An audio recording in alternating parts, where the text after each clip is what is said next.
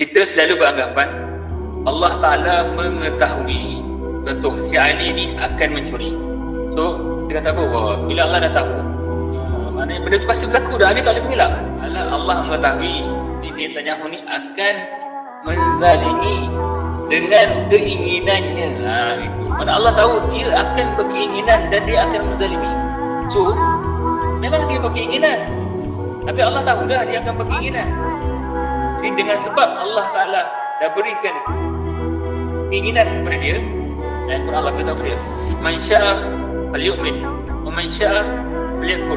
Siapa yang mahu boleh silakan beriman, siapa yang mahu silakan kufur. Maknanya Allah dah beri kepada kita ni satu sifat yang panggil sifat ikhtiar ataupun sifat iradah. Dengan sifat iradah ni kita sendiri yang membuat keputusan nak ke tak nak. Tapi walaupun macam tu Allah dah tahu, Allah dah tentukan sejak tadi, sebab Allah mahu mengetahui apa yang akan berlaku semuanya. So bukanlah menunjukkan Allah tu zalim.